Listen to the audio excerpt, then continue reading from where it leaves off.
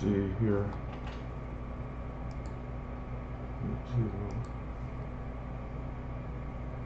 Boom, boom, boom. Before I get this, I gotta get all this stuff on.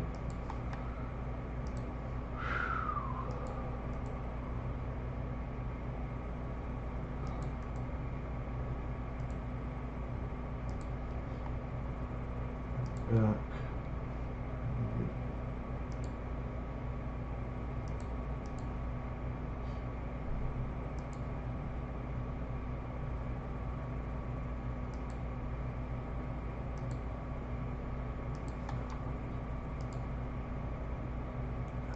Here. Now I need this.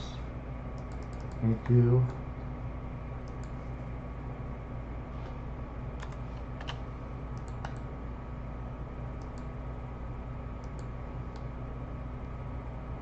Okay. With that. I've been hopefully this gets out about, you know, I've been watching Iranians, real Iranians that know people on the inside and stuff like that.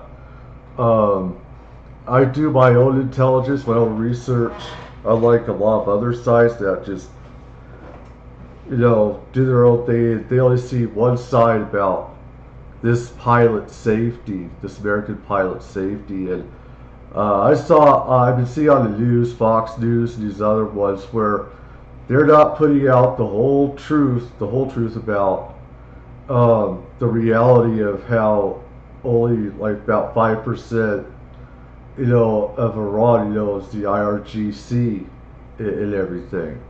Let me see here. Is this going? I want to say, anybody that sees this, and I hope some do. I've been really under the weather with my legs and stuff like that. It's kind of hard to use them. So I'm not my full self right now. But I've been watching this stuff on here, and well, I want her. This is from Goldie Gamari. She's an Iranian that lives in this place where the pilots went down in Iran. So I want to go through 2015 nuclear deal, and has visited the province where the search for the missing pilot is currently underway. Kian Tajbek.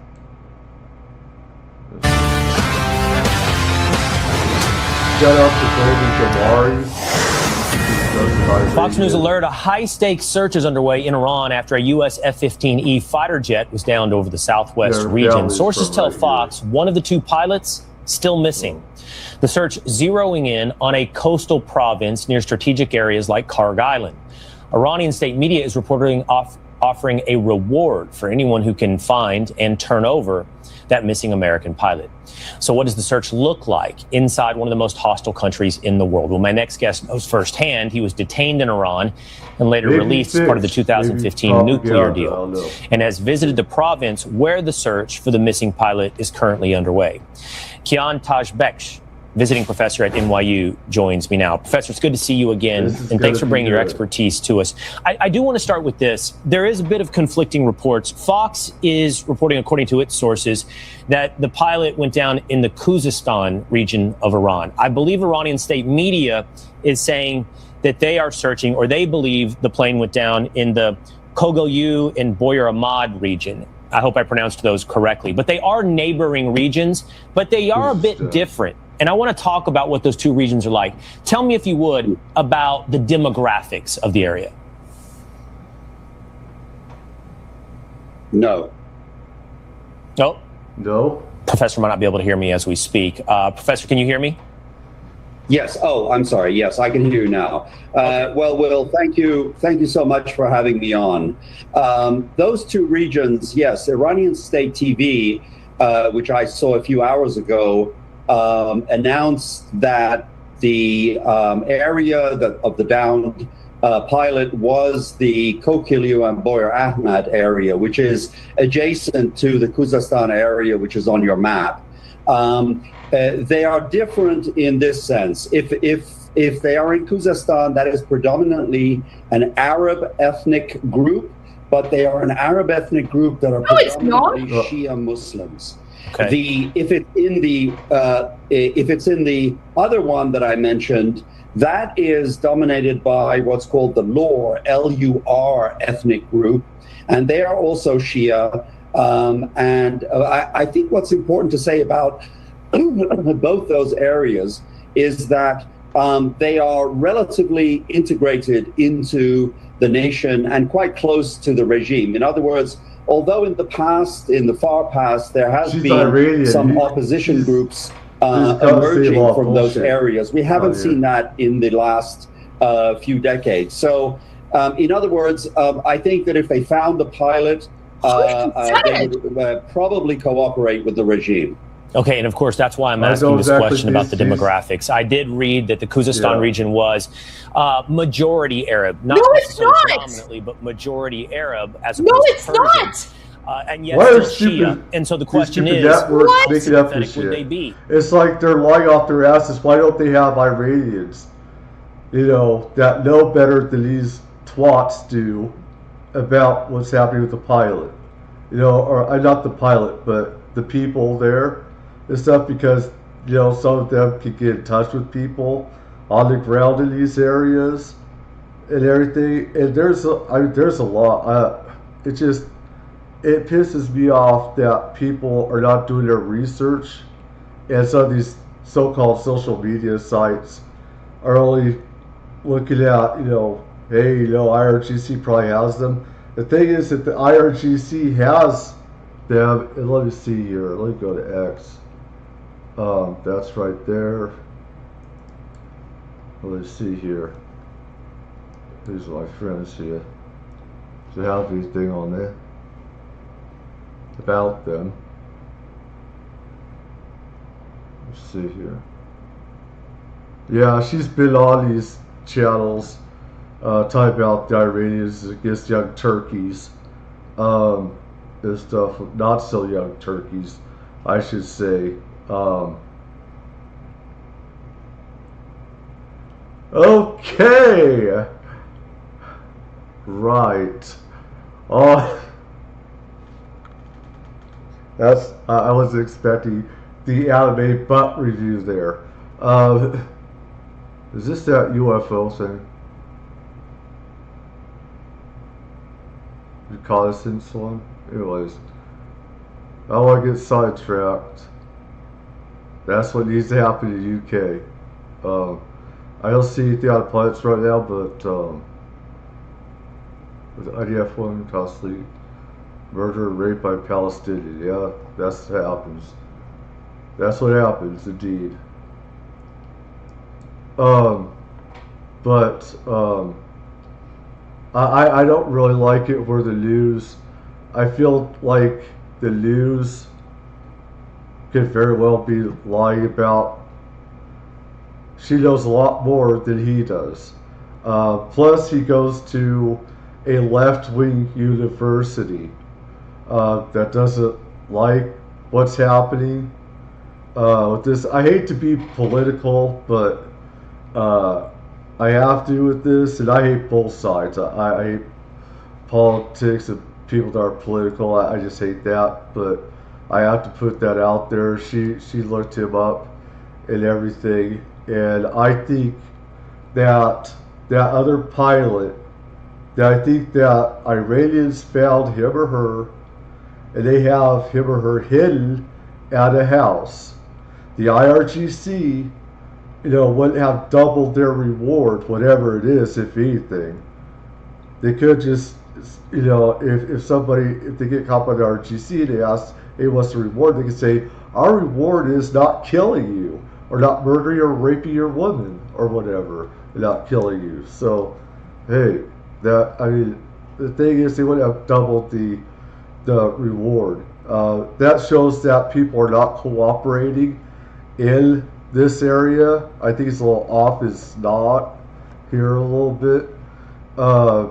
because I'm just going by what's been happening and everything. If she was wrong and stuff, they would have been turned in. If anybody has any news or anything like that, I invite people to, tell me or something. But let's see here. I just don't like that. And I wish YouTube would put this out there. I really need them, and her. Because this guy, I don't trust the BS that he's saying fully. I don't. To a downed American pilot. How interested would they be in taking up the regime on its offer of a reward? And I hear you saying these might not be the best areas for him to seek out the local population. Correct. I mean, that's mostly because the regime, security services, the police are highly consolidated and integrated throughout the entire region of Iran. It's one of the surprising things. Actually, when I traveled, when there was an emergency once in Iran because of anti-government protests throughout the country, I was actually traveling that day from Tehran to one of these southern areas. And it was interesting that when I was in Tehran, leaving the airport, I saw divisions of the police in the street with the security services. When I arrived 2 hours later by plane in the southern city, I saw almost the exact formation of a combination of security services and police in the southern city. And that showed me that the police and the repressive and security services are highly coordinated across the entire terrain. Wow. So I would suspect that they have a great deal of presence in this area, and the fact that they put a bounty and that they are seeking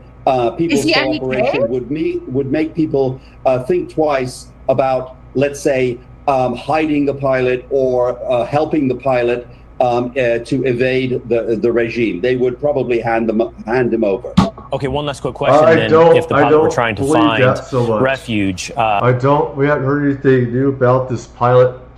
And if anything, I believe that the IRGC would probably be looking at people's homes like the Gestapo, the Nazis did, or communists did, back, when, and everything. I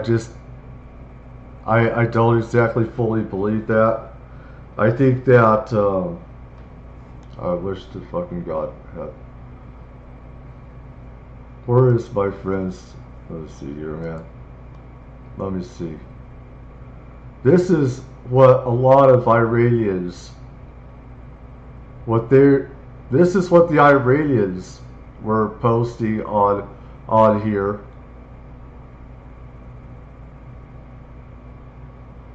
Okay? They're talking about these people, that all these people want to kill these pilots. And I know for a fact there's been a lot of people cheering for these attacks, even in so-called, near civilian areas or in civilian areas. They've cheered for that and everything, and it's like they need to have Iranians instead of stupid Westerners, people from this country doesn't know what the fuck they're talking about. That's the problem that I have. I have a huge problem where, this guy, I don't know, there's something, his face and stuff, I don't know. He's lying. Rurally, both are somewhat rural, as I understand it. Khuzestan is a bit more urban, bigger cities, a bit flatter. The Kilgu and Boyer Ahmad is right there, as you can see on your screen. It's in the green, and it's along the Zagros Mountain. So that's much more rural, right? If he is in that area, perhaps a little more areas to get away from security services and the local population. Well, yes, of course. I mean, these are large provinces, and they combine both flatlands and high mountainous areas. So the main cities, for example, Yasuj or the other areas, they are in relatively a flat terrain, or it's a plateau. But if he actually fell into the mountain areas, that would be very hard for the security services to get to immediately, and he could hide there. But it all depends on which area he fell and he landed, and whether it's near a big city or not. So unless we have greater detail about where it is, yes, there are very high mountainous areas, there are rural areas, but there are also plateau areas with where the big cities are. All right. Professor, it's so good to see you again. Thank you for always bringing that expertise on Iran to us here today so that we understand. Thank you. Thank you. All right. We're learning about another incident. An American A-10 Warthog went down in the Persian Gulf region earlier today. The pilot, the only person on board, was rescued. Fox News is told there was enemy fire during that rescue operation. All right, ahead. One pilot is still missing after a jet was down over Iran. House service members are trained for situations like this. We have U.S. Army veteran Preston Patton and retired U.S. Army captain and Medal of Honor recipient Flo Groberg here in Dallas to join me next. That was complete and utter nonsense. Guys, okay, listen. So when he's like the predominant population of Khuzestan is like Arab, complete and utter nonsense. Guys, so the total population of Arab Iranians is 1.6 million, okay? 1.6 million. The total population of Khuzestan is 5 million, 4.71 million. So, guys, the Iranian Arab population in Khuzestan is maybe like a third, if even that. It's a third.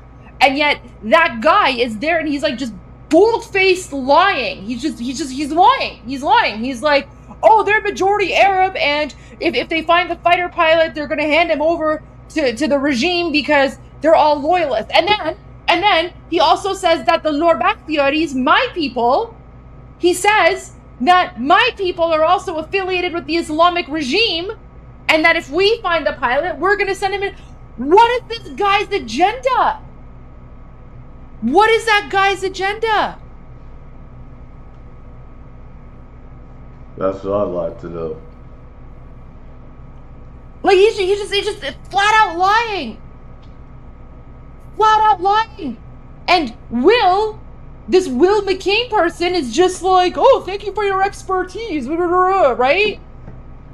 Like the guy's literally just spouting Islamic regime or mech propaganda or whatever. And Will Cain is just like not even pushing back. This is the thing is that mainstream news are propaganda, no matter if it's CNN, Fox, NBC, ABC, CBS, or whatever else. They have their own propaganda. And the thing is, news makes more ratings. They get better ratings when when they over dramatize a situation. Like I said, I think there's a chance that a family found the person and they hid that person, and they don't. The thing is, if the IRGC finds out that someone was hiding an American, their whole family will be killed. The children, all of them will be killed. And people just don't understand that. But they want to, I don't know why they don't have her side, because she comes from Iran. These other people that she has on are Iranians. People in chat, are also from Iran and stuff like that, some of them. And so that's why I want the intelligence from. Iranian Arabs, they're not loyal to the Islamic regime. Iranian Arabs are loyal to Iran. So it is absolutely disgusting for him to throw two ethnic groups in Iran, the Arabs and the Lurs, under the bus like that. Like, yeah. Why? Why would he do that? Why? You know why he would do that? Because he's trying to cause division between the Iranian people. He's trying to say that Iranian lords and Iranian Arabs are loyal to the Islamic regime, which is completely the furthest thing from the truth. He's trying to fearmonger. He's trying to cause division between Iranians. Yeah, between Iranians and like Americans, that was one of the most disgusting racist things I've ever seen, and it's not even true. It's not even true that Iranian Arabs are the majority. No, they're not. They're a third. They're a third of the population. Yeah. I hope more people see this later. Wow. I cannot believe that. I want people...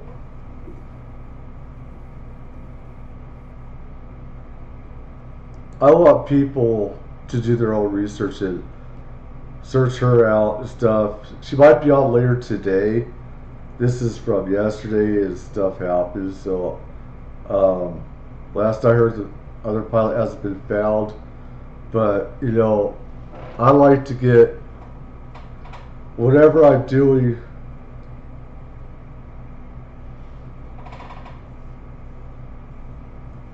Whenever I'm doing reports on it, whatever, I like to get it from, you know, sources that have been around this stuff, not, you know, from third rate, fourth rate, or whatever.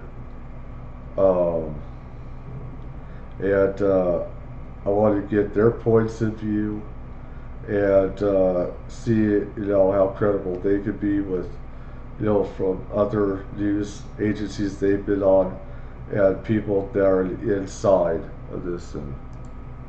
I don't even know what to say. I don't even know what to say about that. Wow.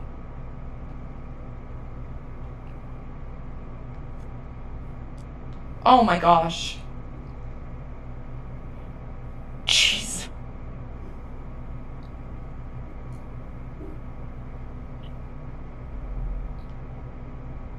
I don't know. What is his agenda?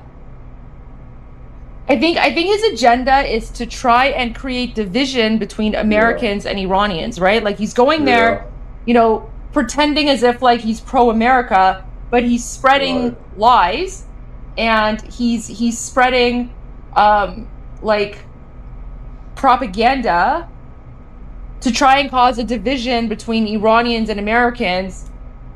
Wow. خاک تو سر کچلش. خاک تو سر کچلت کیان. Whatever your name is.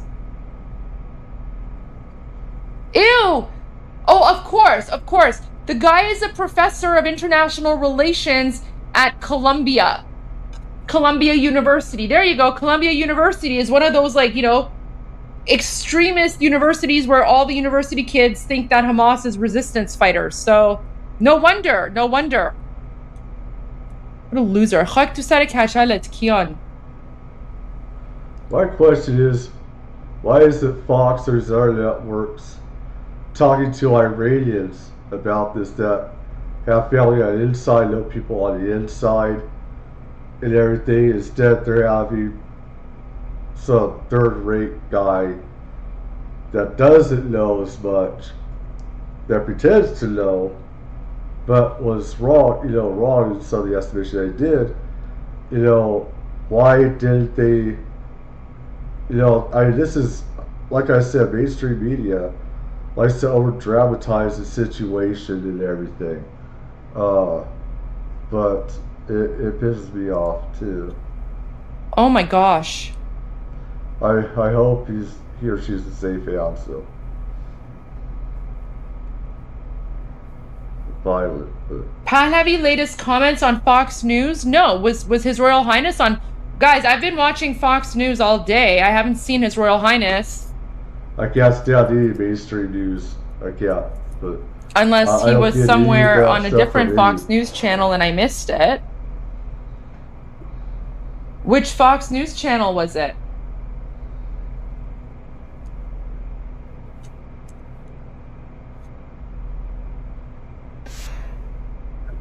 Yeah, shout out to Goldie Gamari. I mean, I wonder if it's on. Let's see, what's. Oh my god. Fox News alert. Right now, an urgent search is underway in Iran after a U.S. fighter jet went down. A source telling Fox one pilot has been rescued. We don't know his condition, but another is still unaccounted for. This marks the first known loss of a U.S. aircraft in Iran since the start of Operation Epic Fury. How are service members trained for situations like this? Joining me now, U.S. Army veteran Preston Patton, retired U.S. Army captain and Medal of Honor recipient Flo Groberg. Great to have you both with us here today.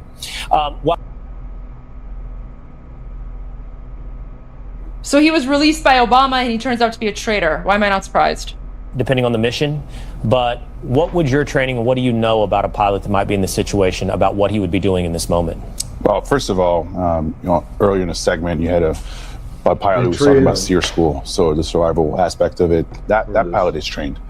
He or she knows exactly what they need to go do. They secure their equipment. They understand where they need to go. That they look scorched earth. That pilot could be dead too. I know that was burned. This looks like third-degree burn, ash. I mean, I see ejector seats that have been ejected, fighter pilots that have ejected. I see better. This thing looks fried. It looks fried. That's what worries me. And this little skimpy parachute here.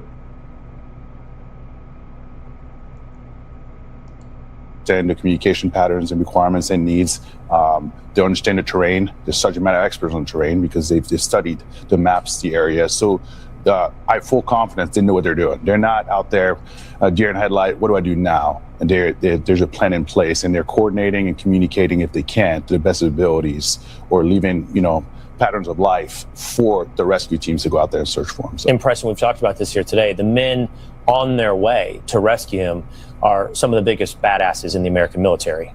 Yeah, for sure. And the only thing on their mind, Will, is the mission first.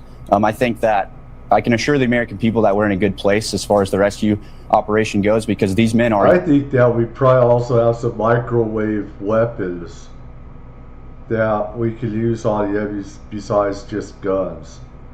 I think that this could be more known that we were using this so-called new technology. Is not, it's like secret, but it's not. We've had that for about 30, 40 years, 30 years or more, but are uniquely qualified to do exactly this. And we have precedents for this, frankly, specifically with the Range Regiment going back to 1993, Operation Gothic Serpent in Mogadishu. We had 2 downed rotary wing assets, and we were able to secure the crash sites and get those, secure those individuals. And again, in 2005, with the Lone Survivor operation in Afghanistan, the Range Regiment again was there to stand in the gap and found Marcus Luttrell and secured that crash site. So I don't know which unit in particular will be the ones conducting this, but I can assure you that United States Special Operations is uniquely qualified, and they will complete the mission at all costs. We've begun to have this conversation, Flo. It's not one I anticipated, but it's one that people keep bringing up about the fact that we've had a bad day. Something has happened here, but thus is the nature of war. And it seems a lot of people are questioning our tolerance for something bad happening in war. I mean, war is unpredictable. It's unfair. You can be the best trained unit. I lost Commander Sergeant Griffin, Major Gray, Major Kennedy, and Reggie Abdel Fattah on August 8, 2012, when my team was perfect. That's the condition of war. You will unfortunately lose people. But what people who have never served, put on uniform, need to understand is that we raised our right hand. We committed to serve our nation and committed to serve each other, and we're ready for that fight. And we understand the risk and consequences. And so, you don't want to undermine that courage and that responsibility and that patriotism as well.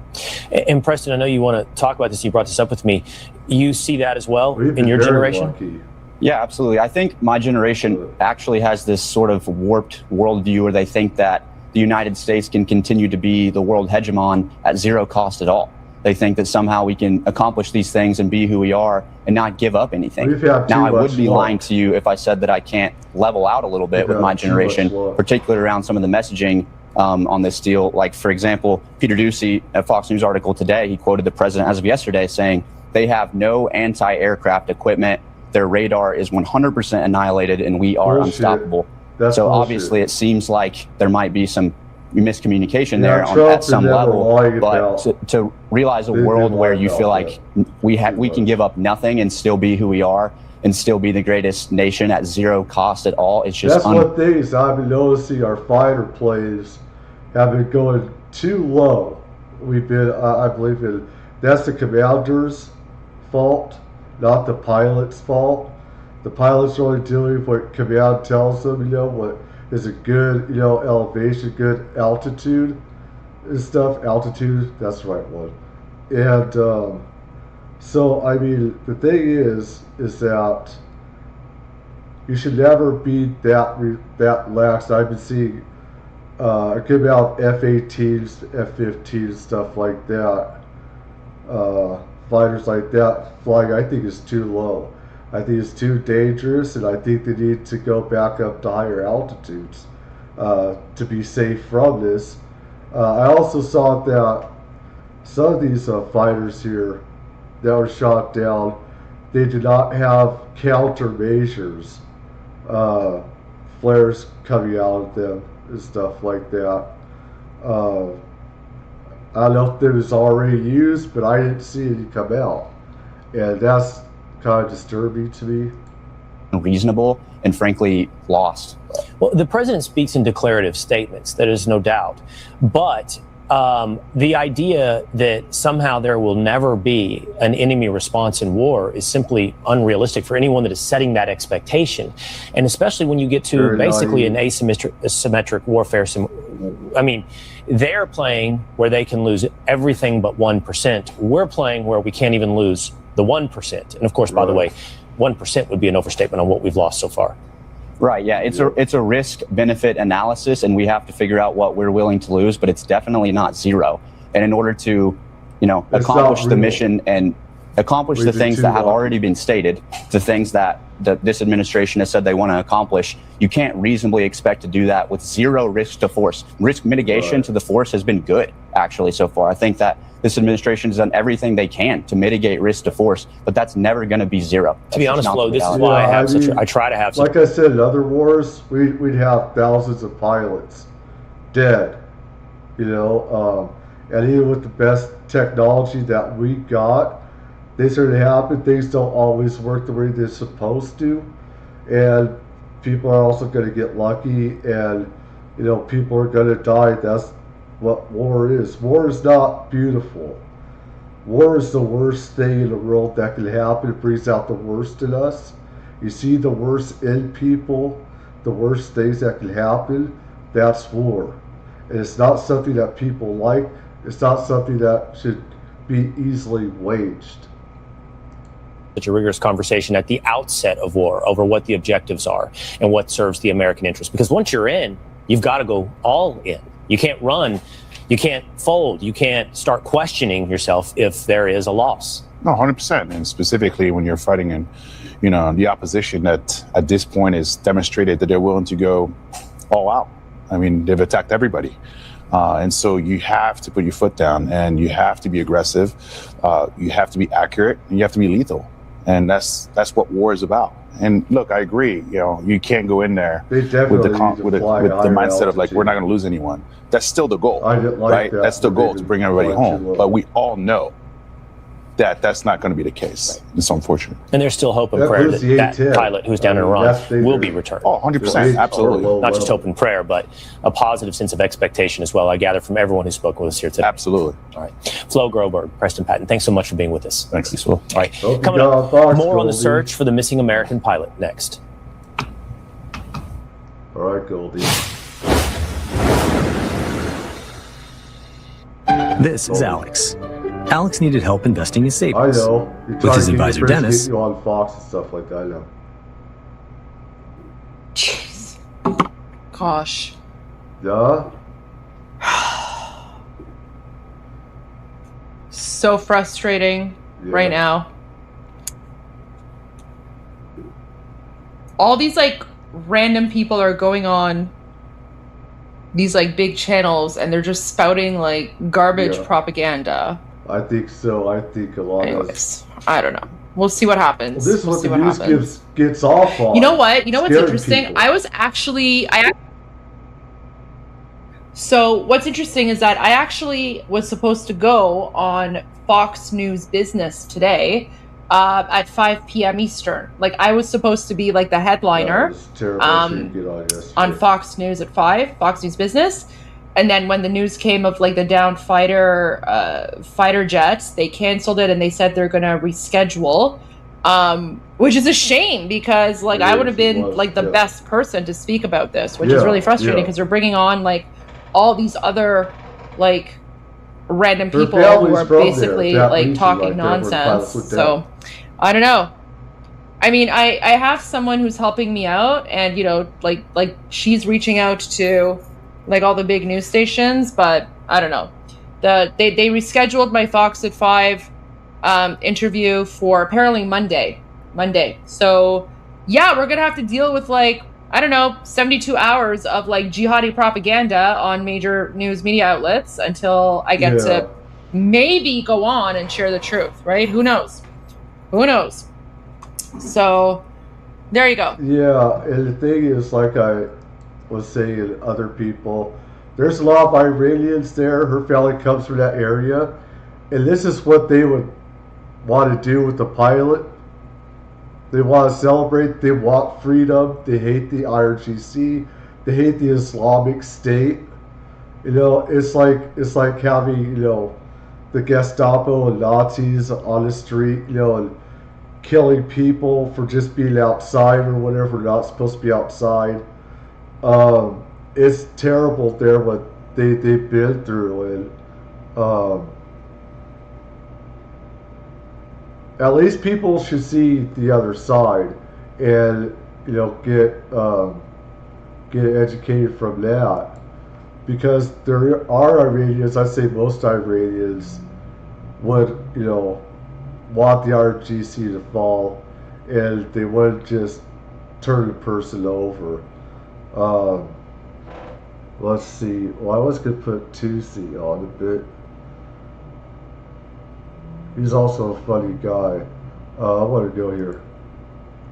It's April 4th, 2026, day 35 of Operation Epic Fury, and in the last 12 hours, the biggest development has been the ongoing high-risk search for the missing weapons systems operator from a downed F-15E Strike Eagle deep inside Iran, with reports also coming in that an A-10 Warthog had some battle damage doing CSAR operations. That's Combat Search and Rescue for you acronym lovers. And that is the mission solely for the A-10. The A-10 takes on that mission. It's a Sandy mission is what it's called. And they are there overhead. Every time I think of these low-level planes and fighters, I think we're being very naive. I think that we're too overly confident in how much we have ownership of the skies. When people can use Stinger type missiles or whatever, or heat-seeking missiles and stuff like that, it really scares me, because I remember, you know, seeing so many parts of the Vietnam War where B-52s would get, you know, SAMs would bring those down. And it was terrible. It's about nightmares from that. I think that there's a bit, Trump and the administration is not being too truthful about just how much superiority that we have. I mean, we're making big gains. We've damaged them a lot. Was it tens of thousands of targets or something that we've blown up, and we still are, and we're still putting, you know, derps, you know, these deep underground bombs. We have to keep on doing that because it's not totally getting through, so we have to rebomb those places again. So,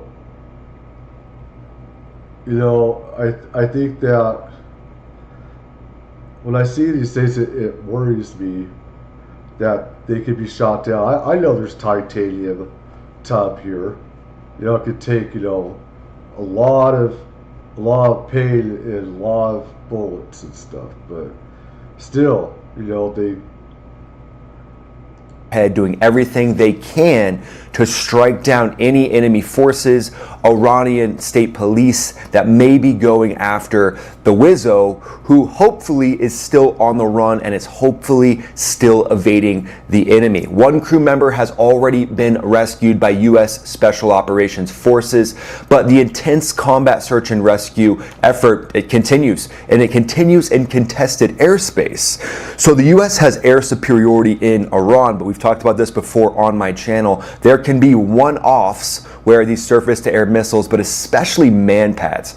Iran's claiming that this is some new advanced Bavar 373 missile, basically an adaptation of the Russian S-300. Russia and China have been coming in and giving Iran a little good game pat, and likely giving them some updated technology as the war continues on. However, man-pads, those are shoulder-fired weapons, and there's likely 5,000 or more of these in Iran itself. We don't know who could have supplied those. China Russia, bringing in 20 Russia. cargo flights prior to the war taking place. No, I'm sure those were just fireworks that China was bringing in for some sort of celebration. It was for the Ayatollah's birthday party. Must have been what that was for. But 5,000 unaccounted for man-pads are likely in the country, and getting rid of those man-pads is essentially impossible, right? Because of the proxy tactics, the hidden places where those could be. Iran's Now they got a cardboard Ayatollah or an empty seat Ayatollah that the IRGC can now worship and cry to and bring their needs to every day. So 2.5 times the size of Texas. So finding 5,000 man-pads and rooting those out is basically impossible at this point. But right off the bat, we're seeing reports that the F-15E was likely brought down by using some sort of delayed ambush tactics, and that could apply to a man-pad or a more advanced surface-to-air missile. And myself, having trained for the Iran conflict, having studied it for over 10 years, one of the things we learned is that in this point of the war, Iran would be getting very desperate, and they would be doing anything they could to try to get propaganda victories and shoot down fighter jets. So they do basically an ambush tactic where they don't turn on any of their systems until you're pretty much right overhead. And then they fire 2 missiles. So it's very hard to avoid.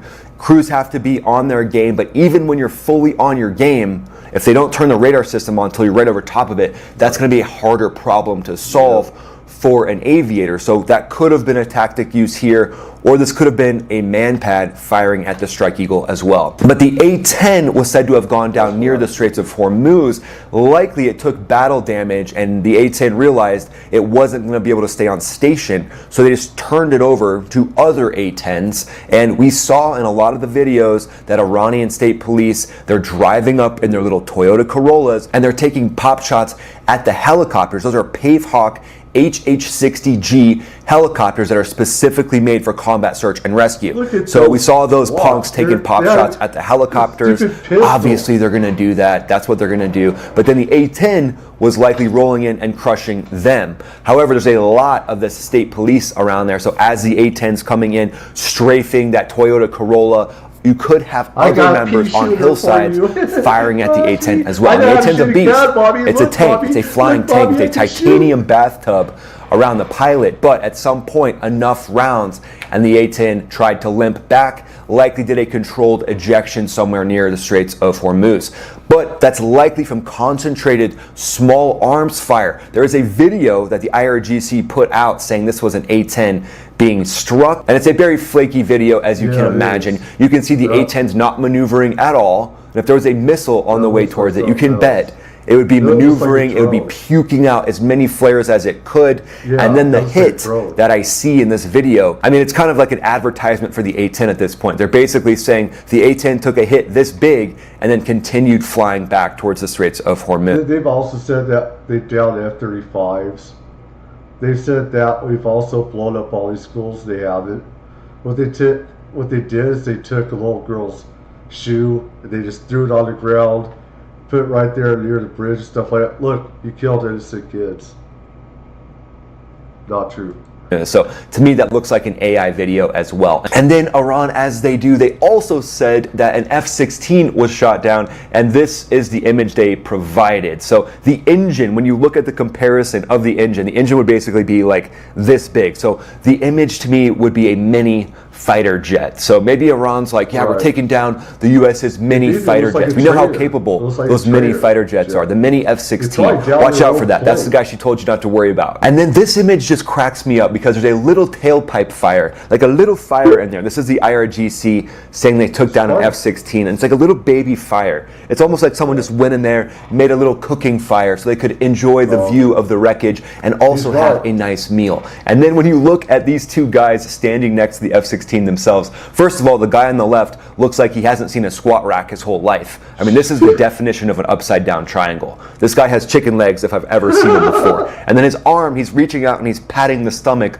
of the guy next to him. He's like, hey little buddy, you been eating a lot lately? Like, very interesting. And then if you look to the right of that guy, there are a pair of legs, but the proportions and the ratio are not correct. So the pair of legs are basically like a tiny, maybe that's the tiny pilot that was inside of the F-16, and we just solved the entire mystery. But you can also see kind of the ash around the F-16. It's like a perfect bed of ash was created for this F-16 to just crash smoothly on. So to me, these photos, IRGC claiming they're an F-16, they definitely look like AI to me. But lately, we've been seeing the HH-60 Jolly Green helicopters operating alongside other assets in this high-stakes mission that highlights the professionalism and Jolly Greens. The only Jolly Greens ever is from Vietnam. Those are what they call now, Sea King in the Navy. And in Vietnam, though, those were the Jolly Greens, big helicopters. And you'd always be worried that the Viet Cong would be doubting those things whenever they'd recover or retrieve a pilot. Or somebody that was gotten shot in the field there in the jungle. And resolve of our air crews and rescue teams. And this is American air power in action in a combat search and rescue role. And what happens next in this operation to find this downed weapon systems operator could change the way that the fight takes place in Iran. Because we're more than a month in at this point, US and partner forces with Israel's support have been conducting targeted strikes on Iranian missile production facilities, nuclear related sites, naval assets, refineries, petrochemical plants, regime security infrastructure, and the F-15E is one of the main workhorses to do that. This jet goes deep into enemy territory, it fights its way in, it drops its bombs, and it fights its way out. The goal here remains degrade Iran's ability to threaten the world with a nuclear weapon, preventing nuclear weapons development. And now the focus is fully shifted to the F-15E from the 494th Fighter Squadron at RAF Lakenheath. It was shot down over southwestern Iran, specifically in the Kolagaye and Boyar Ahmad province. Both crew members were said to have ejected. I have faith that I hope that pilot got found by a good Iranian family, because a lot of Iranians hate the IRGC. The thing is, they can't exactly always get in touch with the American side unless they have Starlink, and most Iranians don't have that, and they don't have a way of communicating with the other side. Again, if a good family has as you said, a Wizzo there, then if the RGC finds out somebody's hiding them, they'll kill the whole entire family. And the women, they'll rape them, then kill them, or whatever. That's what happens over there. And that's one reason why I hate this regime so much.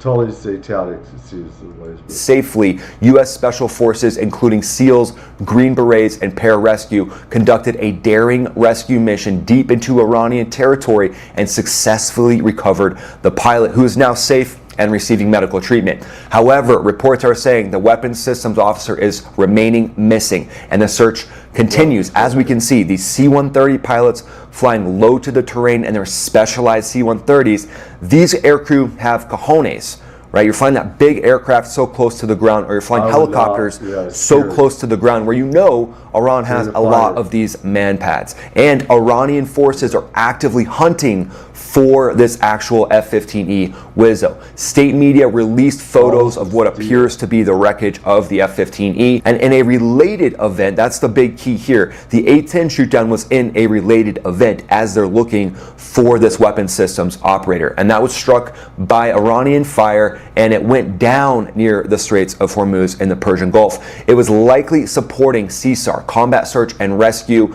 also other operations. It could have been doing a mission after that on the way home. We don't have specific details, but we know that the A-10 is a CSAR beast. That's the jet you want up above you if you need to call in airstrikes yourself. Let's say this weapon systems operator was sitting on a hillside and they saw some Iranian state police. They don't know who it is. They could report that to the A-10. The A-10 would do absolutely everything they could to keep those state police from reaching the weapons systems operator. And the A-10 pilot could have been doing fast attack boats strafing after the CSAR mission. They can get what's called re-rolled to another mission, so that's might have been what happened here in this case. Either way, they made it outside of Iranian territory and punched out in a controlled ejection and were swiftly picked up by U.S. forces. These events, though, they marked the first confirmed hostile fire losses of U.S. manned aircraft in this conflict, and we're still waiting on ultimate confirmation. So now that we've laid out the core events, obviously these losses are terrible for the U.S., but on the scale of what the operations have been, honestly, it's amazing that there hasn't been more like this. And this is what Iran is going to do. They're going to lean back on proxy tactics, focus on man pads, and try to cause chaos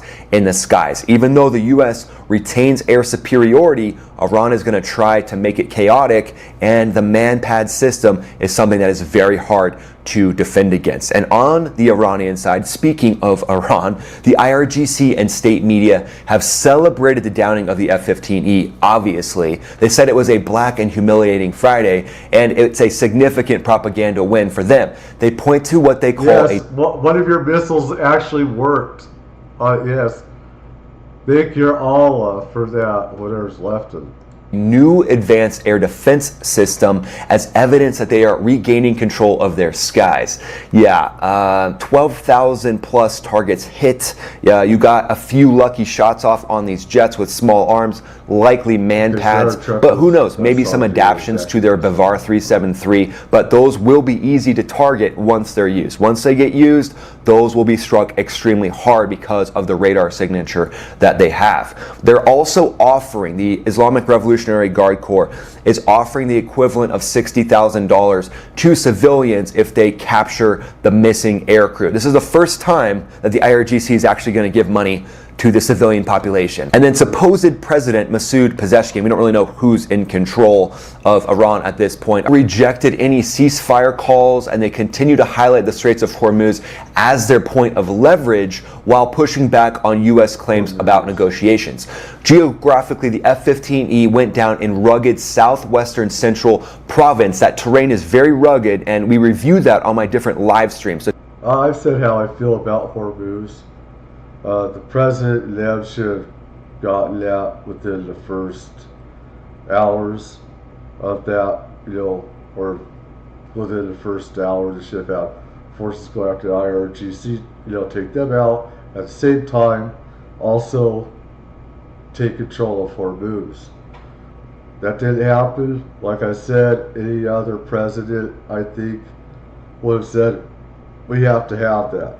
That's the world's oil. So if you've come to the live streams, you can see that we actually review the area where the F-15E went down, where this weapon systems operator could be operating, executing SEER tactics: survival, evasion, resistance, and escape. Those are the tactics that we all learn as fighter pilots or fighter aircrew at survival school. We're taught how to evade the enemy, how to stay camouflaged, how to avoid detection, and then hopefully get picked up by special forces, get picked up by pararescue, who come in daring missions to scoop you up, or through some other way of getting scooped up that you wouldn't really know about until it actually happens. The A-10 incident that occurred likely due to this incident. What I wonder is with that ejection, see, it looked fried, like I said, but I wonder if the GPS they got broken or something. Something happened to the GPS data that's on here.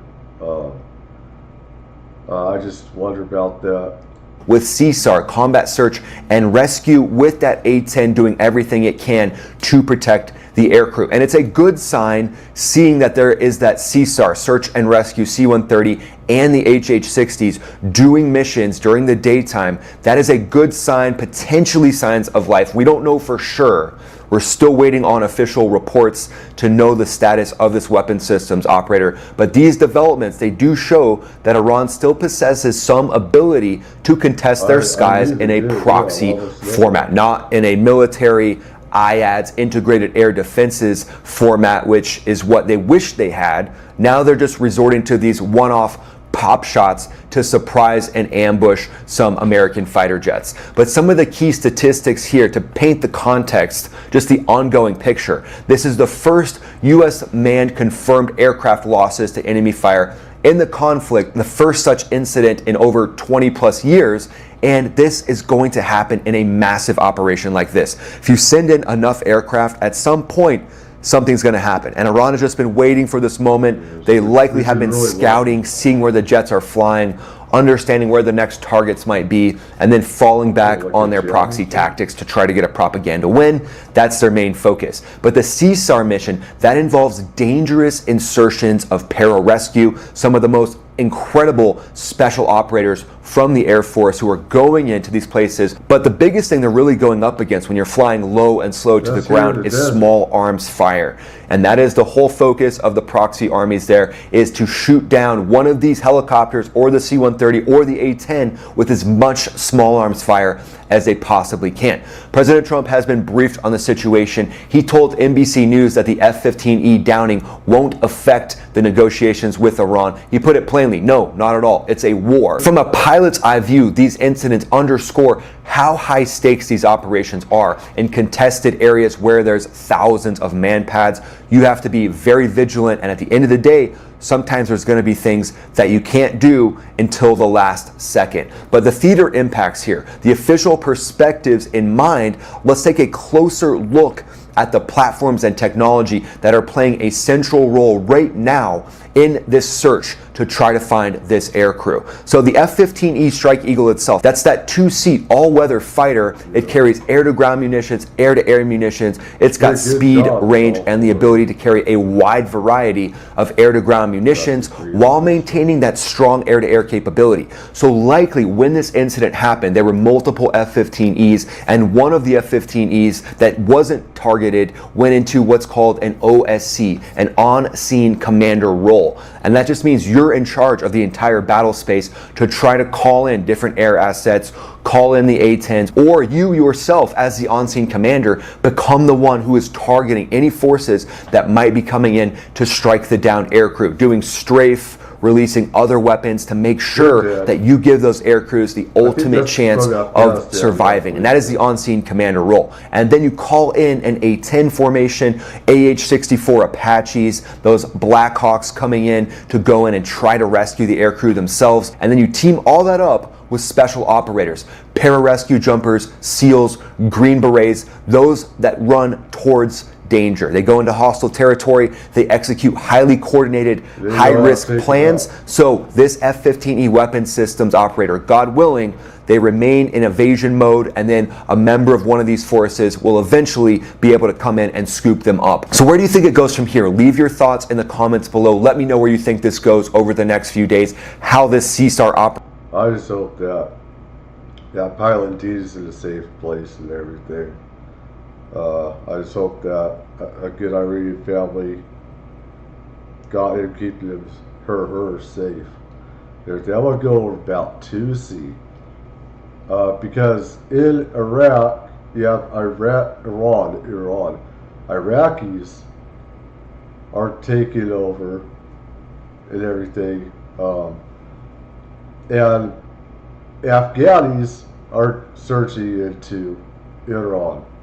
So now there's more to worry about with that, and let's see here.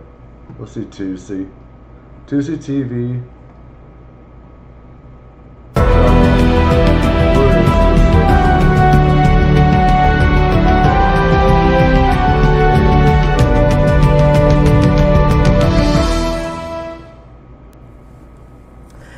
Hello, ladies and gentlemen. Welcome to Tusi TV. This is your global news channel. I'm Maya Tusi, and we come to you guys with some live updates from the Islamic Republic of Iran.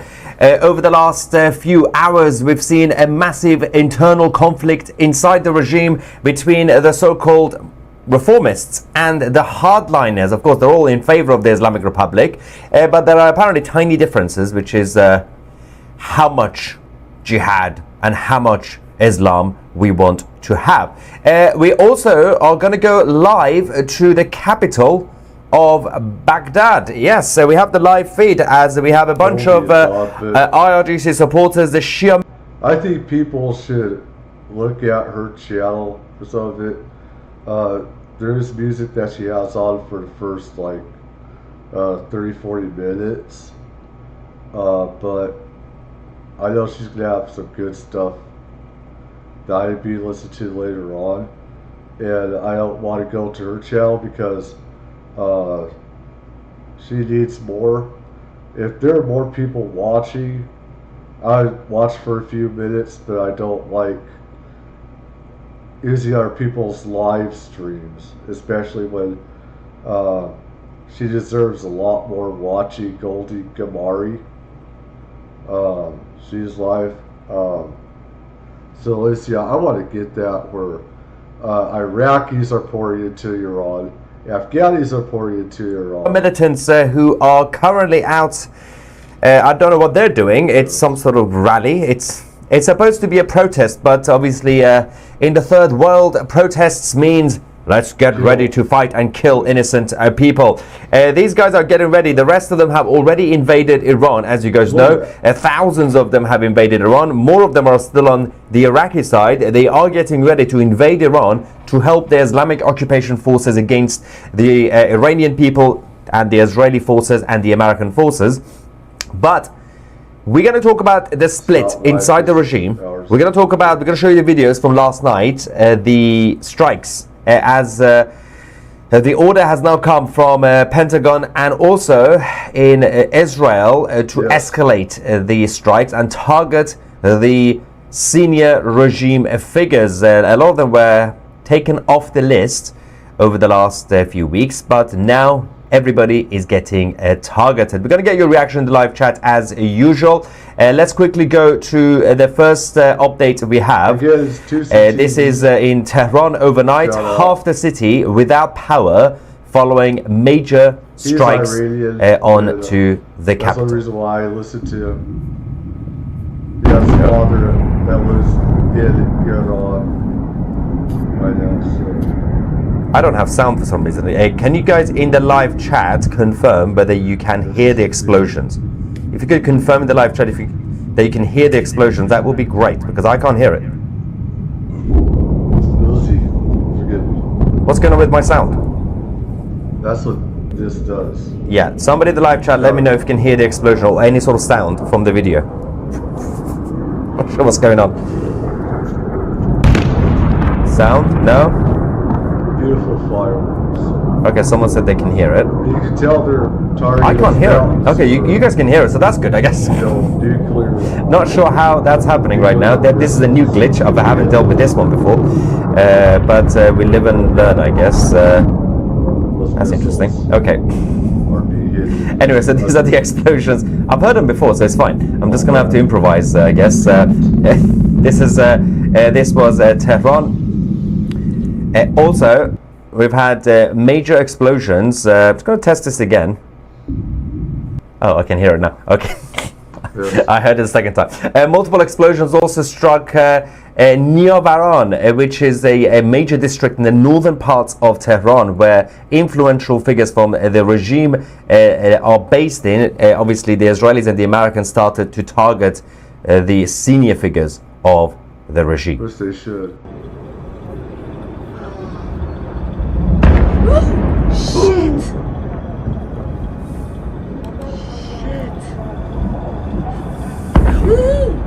Kashmo!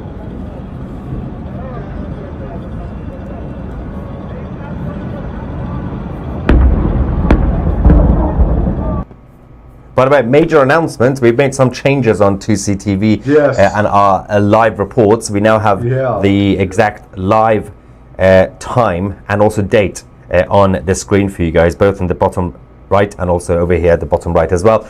We got the Eastern time zone, as well as I was going to say GMT, but it's BST, British Summertime now. So UK time for the Europeans, and also the Eastern time for the US. And you guys can, if you're watching from the rest of the world, you can work it out, I guess. But let's see. Where is it?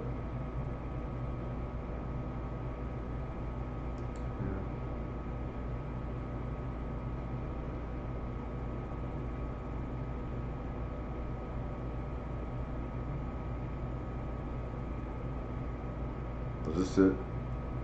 Around here. Yeah, this is around right here.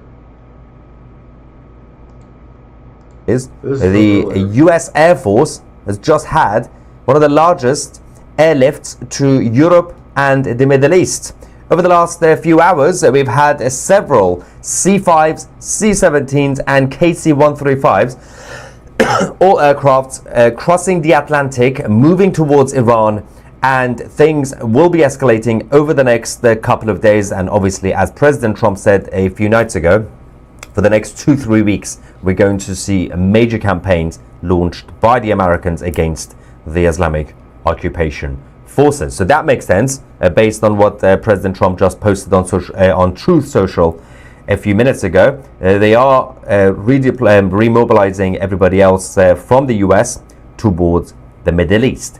Let's go back to the internal conflict and civil war inside the Islamic regime in Iran, because we are now dealing with this absolute mess of a situation where they are now taking control of the streets against each other. So we now have a huge wave of foreigners taking control of the streets against the rest of the regime and the Iranian people. These guys are the Fatamun Brigade. These are the Islamist terrorists from Afghanistan. So we've had an invasion from Iraq, from the Hezbollah of Iraq, and also now we have an invasion from Afghanistan, the Fatamun Brigade, towards Iran. These guys have now reached Tehran, and you can see they've taken control, and they are loving life because they finally reached a country that has actual roads. And normal cars, not necessarily donkeys being ridden around. So the invasion of the jihadis continues because the IRGC military are running out of personnel. The rest of them are apparently traitors to the regime. So they had to get a bunch of foreigners to come into the cities in Iran to occupy it, and which is absolutely fascinating, because this is going to backfire on a huge level. The reason I say this is because this is provoking two groups of people, actually three, but I'm going to talk about the two main groups. Number one, the Americans and the Israelis, because they could just say, well, these are just proxies, let's just kill them anyway, they were already on the list. Number two, you're provoking the armed forces of Iran, which goes hand in hand with the third group, which is the Iranian people. Millions and millions of Iranian people, which means the final battle is actually going to be between... They should thank their God that I'm not coming out, because I would have had B-52s probably or something. Just do some bombs right on them. They are military jihadists. They're a military type of group, willing to kill innocent people and stuff like that. They're infection. I probably would have used some bombs and some napalm a little bit, maybe, I don't know. But the Iranian citizens and a bunch of foreigners. It's no longer even about the Iranian people against the Islamic Republic Iranian people. It's actually going to be between Iranians and foreigners. And that's going to be much easier in terms of motivation and in terms of mobilization. Because the armed forces, those who are in the armed forces of Iran, not the IRGC military, the armed forces, the official army, for example, they're going to see this as an invasion. And once the regime is completely crippled, Once we reach the next stage, which is the battle on the streets, on the ground, well, it's going to be much easier for everybody to unite and say, if you see a foreigner, get rid of them. Done. Because these are not even Iranians. You can't even just say, okay, this person supports the regime, evil, but at the end of the day, they're still a citizen of the country. Maybe we can work something out, right? Would you like to defect, for example? Well, these guys can't defect. They are foreigners.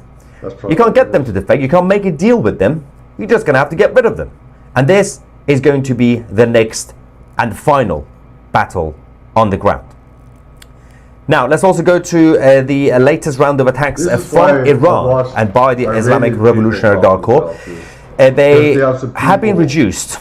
We have some people inside. He has his father in Iran. And some of these channels also have, have had, fighters, that are fighting over there and everything. So, I mean, I think this is what a lot of people should do, is get what they have to say about, because they just happen to know more than, the American media, stuff like that. But I just wanted to show that real quick. Let me see here. See what I got.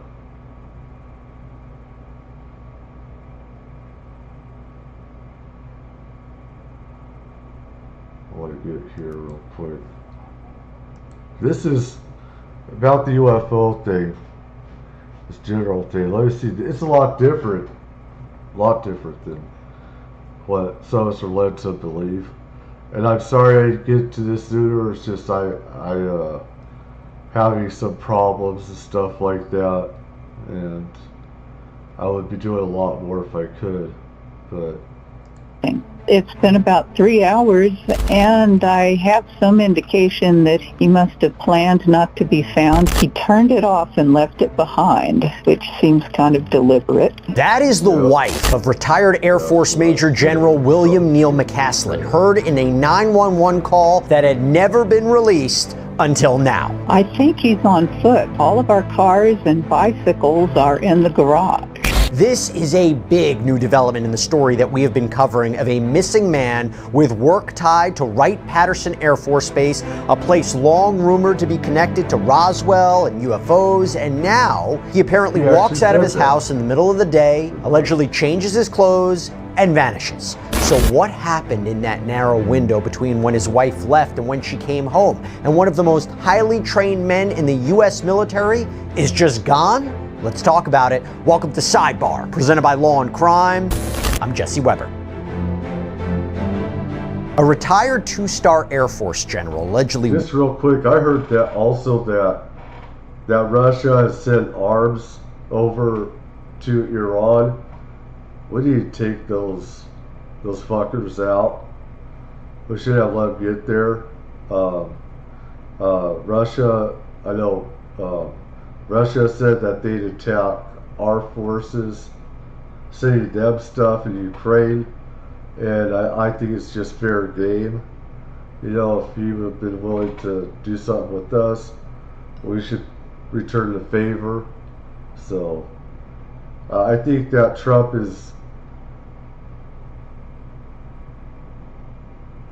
he's way too friendly to Russia, which raises big questions. But walks out of his house in the middle of the day, apparently leaves his phone, his glasses, his smartwatch, seemingly changes his clothes into something that his wife apparently can't identify, and then nothing.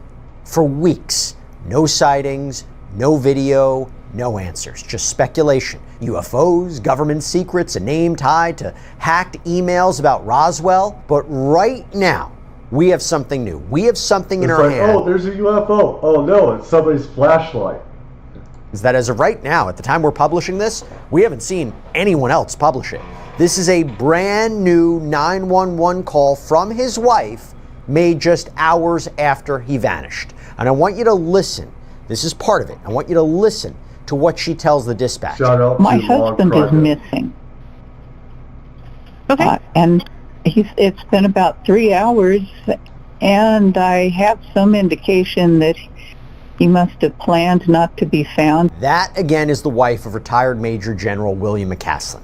And what she says next about his mental state, about him not wanting to be found, we're not only going to break it down, but we're also going to bring in somebody to help make sense of this, a key law enforcement expert with the Cold Case Foundation. Because when weeks go by with no answers, when a man who spent his career inside America's most secretive programs just vanishes into thin air, where do investigators even start? Where did they go? What do we make of this 911 phone call? Now, before we even get into this new audio that we haven't heard before, I mean, one thing is, like I said before, either the government, he knew it was going to happen, or something flipped his head. He's not himself, some type of thing took over his mind or something, and takes off his wavery, all this other stuff, leaves the phone there. He leaves his glasses so he can see, which is ridiculous. If you don't want to be found, you're still not going to leave your glasses there so you can see. You're not going to go out if you can't see everything. You need to be able to see where you're going, where you're moving, where you're walking to, etc. Makes no sense. Is that either the government did something with him, another government did something with him, or pretty much that, could have killed him, or could have killed him. Another government or something has him, and there's 5 or 6 other people, that have classified clearances, nuclear arms or UFO technologies, and so they have become missing all of a sudden, and this is not coincidence. This isn't. Need to put all of this into context so the call will make sense, okay? Who exactly are we talking about? Who exactly are we looking for? William Neil McCaslin, 68 years old, retired Major General, United States Air Force. This isn't some random guy who wandered off. This is somebody who spent 34 years apparently working on some of the most sensitive technology the military has. Astronautical engineering, space acquisition, the National Reconnaissance Office, that's the spy satellite people. And eventually he took command of the Air Force Research Laboratory at Wright-Patterson Air Force Base in Ohio. Now, Wright-Patterson, it's important. For decades, conspiracy theorists have claimed that is where the government secretly stored debris from Roswell. The Air Force, to be clear, has never confirmed that, but the association sticks. And as we continue to cover this case, a person like this goes missing, people start talking, people start speculating. Now, the conspiracy theories aside, here's what we actually do know. We know that it was February 27th, Thursday morning. Now, according to the Bernalillo County Sheriff's Office, around 10 a.m., a repairman shows up at McCaslin's home on Quail Run Court in Albuquerque, in New Mexico. Scheduled appointment, goes inside, interacts with McCaslin, that's confirmed. And about an hour later, 11:10, his wife, Susan, leaves for a doctor's appointment.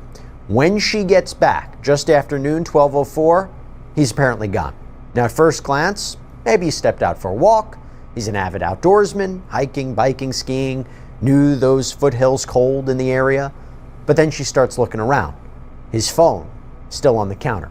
His prescription glasses, sitting there. His smartwatch, abandoned, there.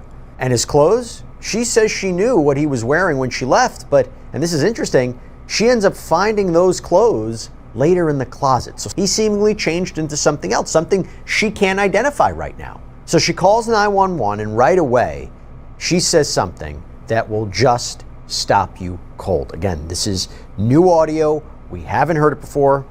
Take a listen. This is April. How may I help you? Hi, April. My name is Susan Wilkerson. My husband is missing.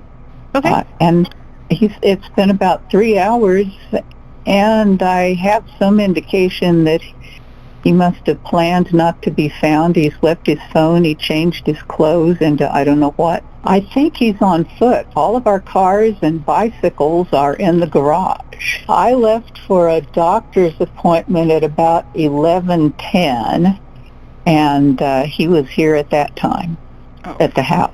And I got back from that at noon, and he was gone. He turned it off and left it behind, which seems kind of deliberate because he's always got his phone He has a smartwatch. I don't know if that's with him or not.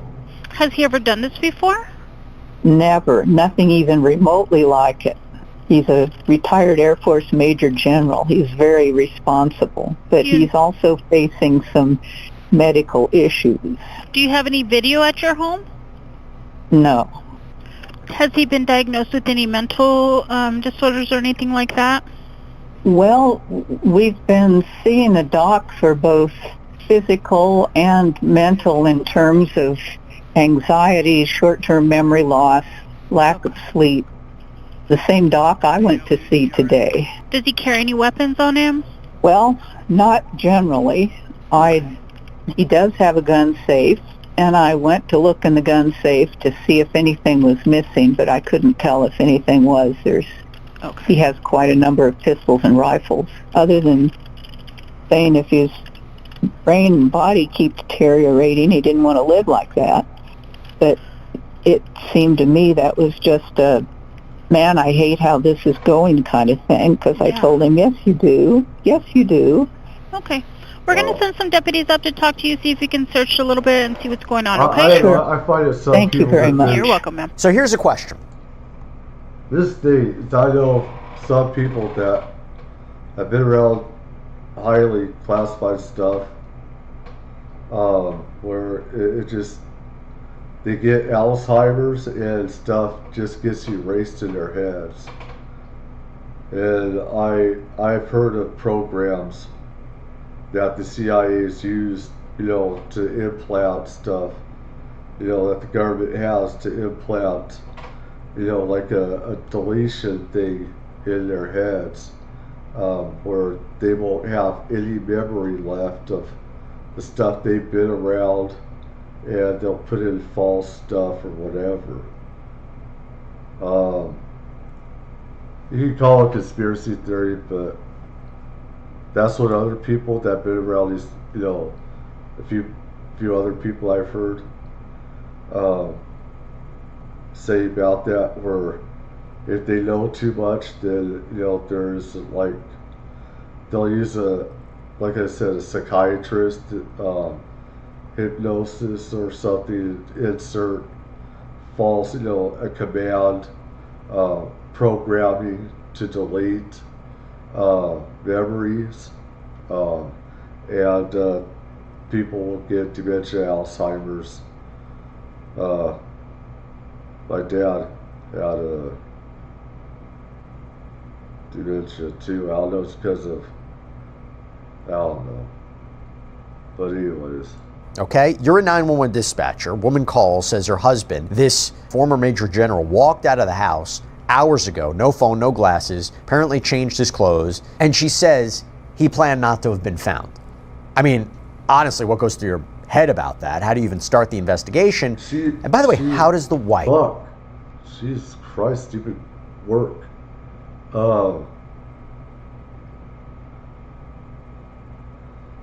Yeah.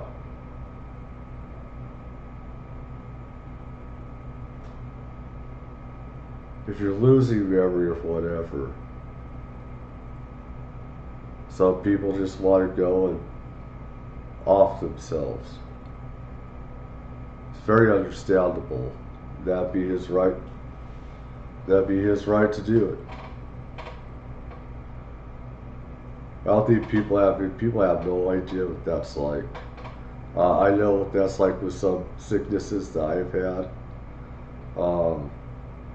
I've had situations where I've had sickness, and I've gotten in trouble with some adult stars,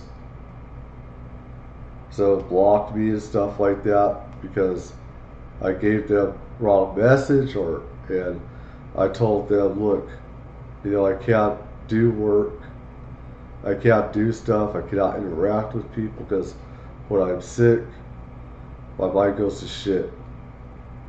It does. And I don't know what I'm doing half the time. And I remember COVID shots didn't help with that, with memory and stuff. And so I understand if somebody off themselves for that reason. I understand that. wife know this, right? That's key, right? What about his routine? What about did she know about him says that this is a situation that he may have taken active steps to not be found? So to help answer all of this, to get reaction to this, to figure out where this investigation goes from here, we're bringing in somebody who has been doing this work for decades. Chris McDonough is Director of Law Enforcement Relations and an investigative consultant with the Cold Case Foundation. Chris, so good to see you. Thanks for taking the time. Thank you, Jesse. Appreciate the invitation, bud. Will you tell me what stands out to you the most about that call? Well, right away, I mean, the first red flag with inside that phone call is just that comment. You know, he must have a plan or something to that effect. And, you know, that's kind of one of these anomalies, right? What we would call DLR, doesn't look right or doesn't sound right. And not that it couldn't be right, it's that would be like the first step off point when the first officer gets on the scene to start looking into this thing.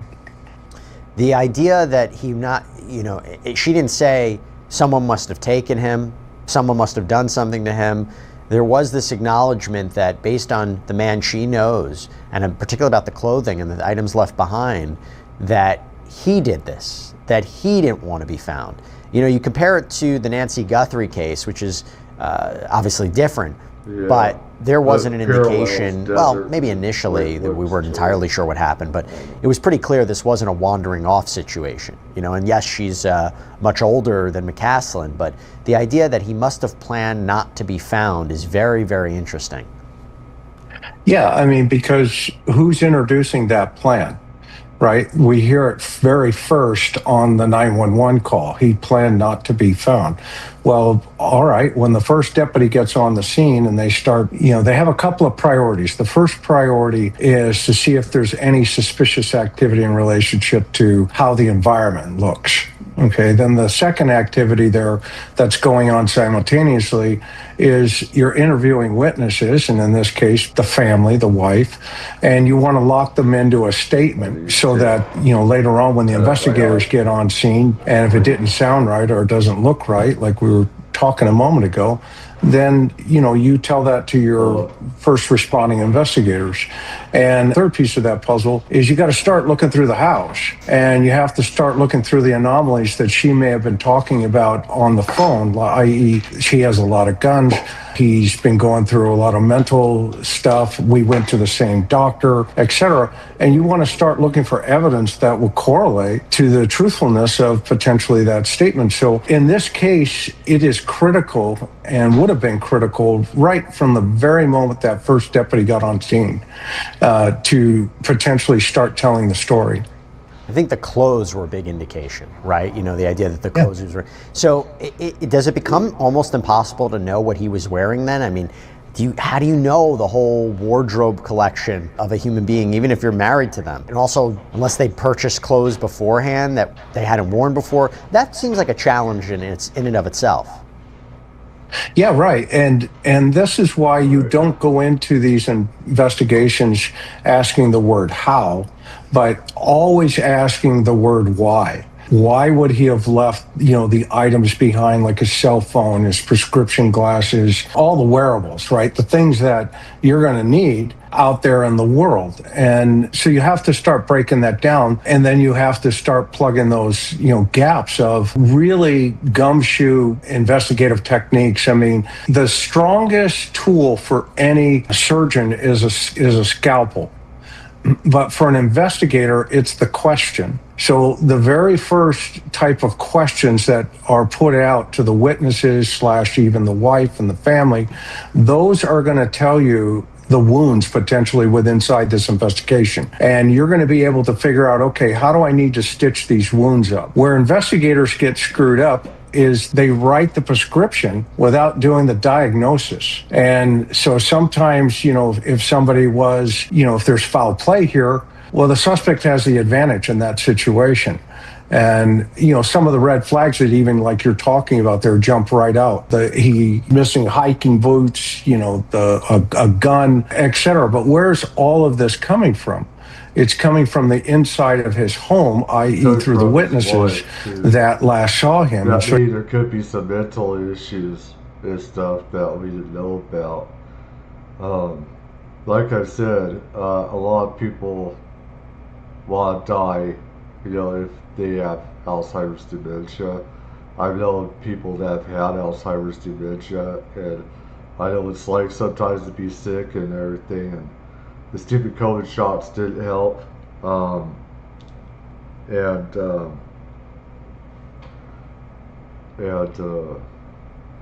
know it's like to be in trouble. I still have one adult star that I know of that has blocked me because she got a wrong message from me, and she took this to somebody else, and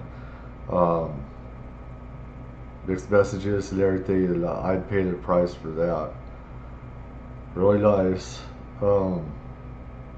So I know it's a bad thing, So you want to make sure that you're cutting through that pretty quickly with the right type of questioning and interviewing techniques. And I wonder if there's a complication that this is not just John Smith who disappears, but this is somebody who has training. This is somebody who's an outdoorsman. And you wonder if this is the case where they don't want to be found. Is it likely they won't be found? Well, that's always a possibility, right? I mean, with his military training, the question is, if he's wandering away from his house, you have to now do what they call a geographical profile and say, okay, how far would this guy get? He's 68 years old, may have some upcoming health issues, but he's also healthy. Based on what his wife is saying, he doesn't have any dementia issues per se. So immediately you'd want to talk to his doctors. You'd want to talk to the last people that saw him and try to tighten up that timeline. And then simultaneously, if he doesn't want to be found, then you want to start looking for a digital footprint in today's environment. I just want to go back to the mental health aspect of it, right? I think that's really a concerning, chilling part of it, the lack of sleep, short-term memory loss, anxiety, when brain and body keeps deteriorating, a question of whether or not he wants to live like that. One of the challenges is, if we are dealing with a situation, somebody did something to themselves, how on earth is it possible that with all of these agencies looking for him, that he still can't be found? That's why there are others who believe, was he apprehended? Was he taken? Or again, you go back to the idea you said, how can someone just disappear? But that's the part that's challenging, right? Even if somebody did something to themselves, where are they? Where's their body? That's the thing. If he did kill himself, you would want people to be able to find your body, even if you did. The loved ones. You'd want them to have that closure. That's what does not make sense.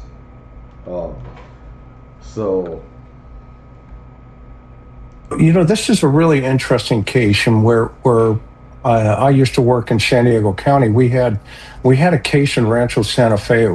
His name was Ian Spiro. I don't know if you've ever heard of that name, but he lived in a very wealthy neighborhood. His family, 4 members of his family, his 3 children and his wife, were found deceased in his house. And then he was later found, in, I believe it was the Borrego Desert, in his vehicle, and he had drank some cyanide.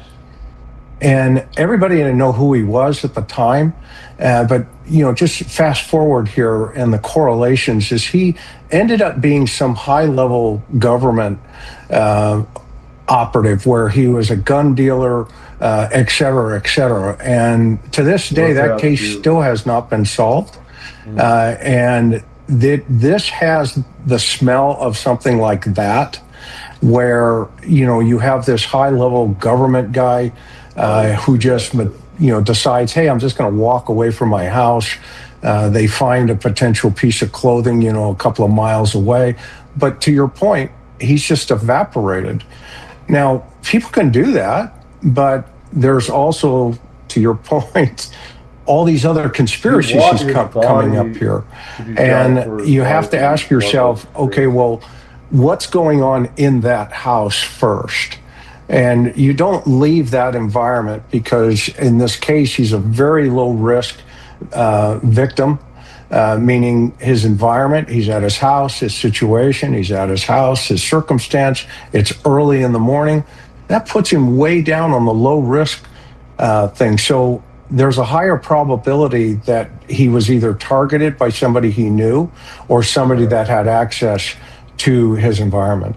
And that window, the sheriff's office releases the timeline, repairman at 10 a.m., wife leaves 11:10, she's back 12:04. It's such a narrow window, and you wonder how investigators, work a timeline like that. And the sheriff's office, by the way, has been pretty open about how unusual all this is. Here's how they put it. His wearable devices and taking his phone were common practice with him. That is out of the norm. We said from the get-go that this was an abnormal behavior by his part, and thus we are looking at every possible aspect of it and willing to unturn any stone that we can in order to help identify where Mr. McCaslin is. And apparently they searched hard. Drones, helicopters, K9 unit, cadaver dogs, grid searched the canyon where his wearable devices showed he hiked. And here's the thing. They later found the green shirt and the hiking boots that they thought he left in. This was at the family's second home in Pagosa Springs, Colorado, so they don't actually know what he was wearing. And by the way, the sheriff's office addressed that too. We've received a lot of tips about items that have been located. We check every one of them. We check with family and friends to see if those are items that were known to be utilized by him or owned by him, and we'll continue to do that. So that's the update on these items that you are seeing being brought forward. We're not saying he left in them. They are just unaccounted for. So Chris, you're hearing the response from law enforcement. It's been a while now. Where do you think they are at the investigation? Well, hopefully they're at a situation where they're starting to look at that digital footprint if it exists. If in fact those items are connected to this particular disappearance and they're found at a different location, that means you potentially have two crime scenes here. And so now you have to connect those dots, right? How do we get from point A to point B? And then, from there, you have to work it backwards. Did he have a plan? I mean, let's say this was an intentional walk away. What was part of that plan? Well, if it's a rental car or if it's a some type of vehicle that would be utilized to get to that second location, then that information is going to be available to law enforcement. They're eventually going to find that. But if there's, let's say, another situation where he runs into somebody who has, and bad intent, for lack of a better term. I've had a kidnapping case where a mother left a pot of potatoes on the store and she went to the local grocery store and she vanished. And we found her 4 months later. She was buried. And we also discovered that the suspects that she ran into were at the grocery store, and it was a kidnapping for robbery. And so if this is a situation where, let's say, he goes out and then he runs into somebody, we don't know if that's a possibility that could have taken him to a secondary location and said, okay, we're going to go from here. Yeah, or he wanted to meet with somebody. We just don't know because, again, it's such a narrow window. When he left, when he went missing, I mean, goes missing right after the wife leaves. Those items are left.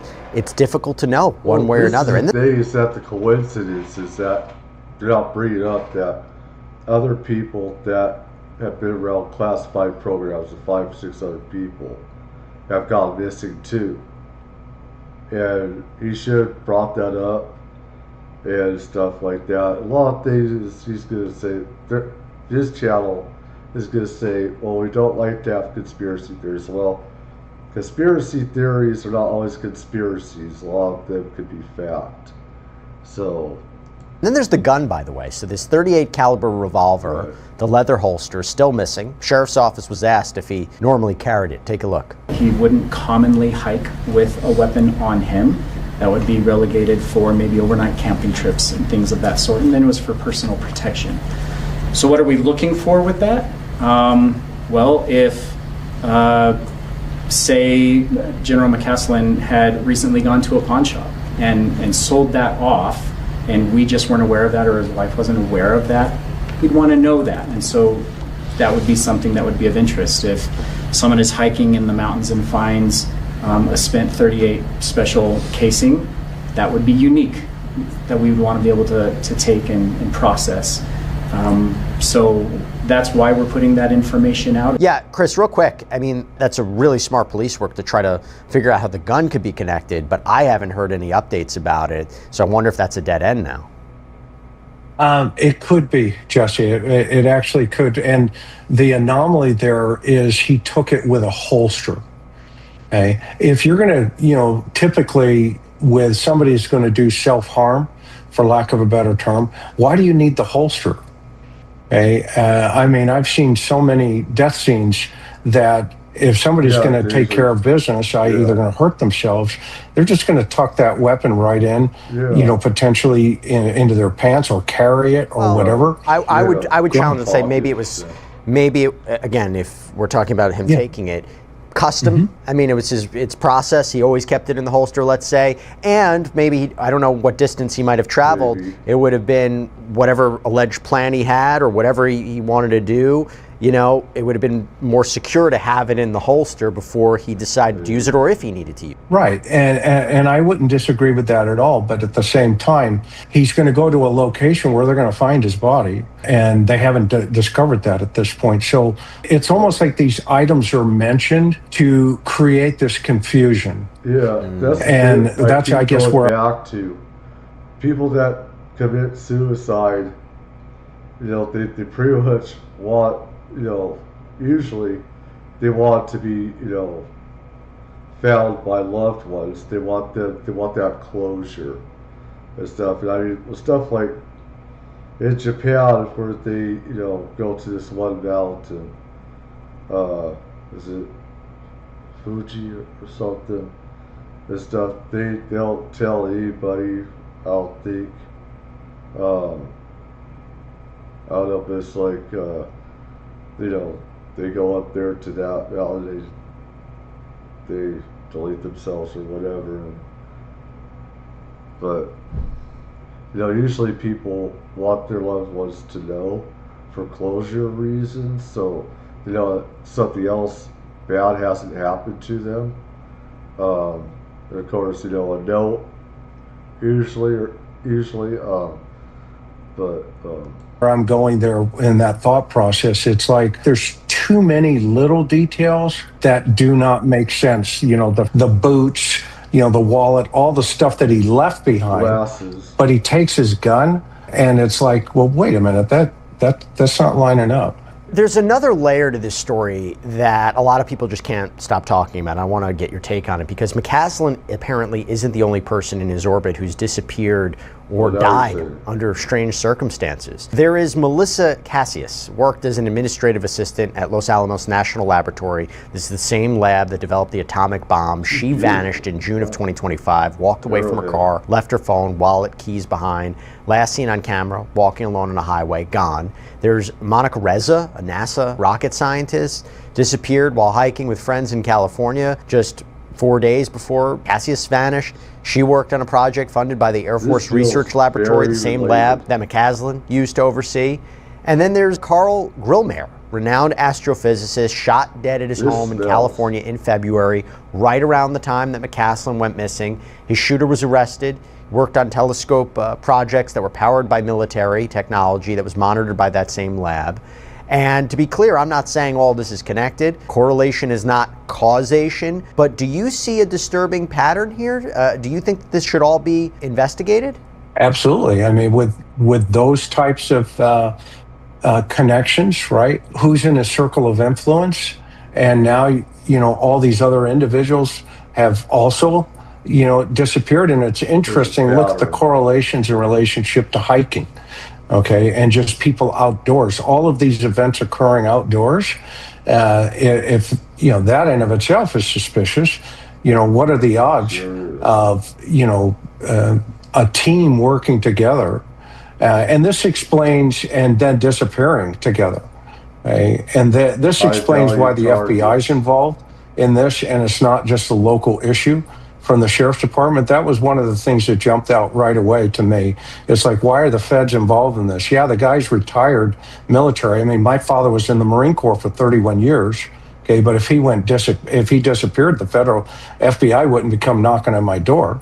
Okay, and so there's a real challenge there when we see them involved, and maybe it's to your point because there potentially could be a correlation. Former FBI Assistant Director Chris Swecker told the Daily Mail that investigators just can't look at these cases in isolation. He said, quote, "The FBI can't have these examined in isolation and compartmentalize them as individual missing person cases." You have Congressman Eric Burleson also called for the FBI to get involved. He said the disappearances are deeply concerning. And then I want to go to this other aspect, the UFO angle, because McCaslin's name shows up in those hacked WikiLeaks emails. Tom DeLonge talking about him as the guy who ran the lab at Wright-Patterson, same place that Roswell debris supposedly went. Tom DeLonge from Blink-182.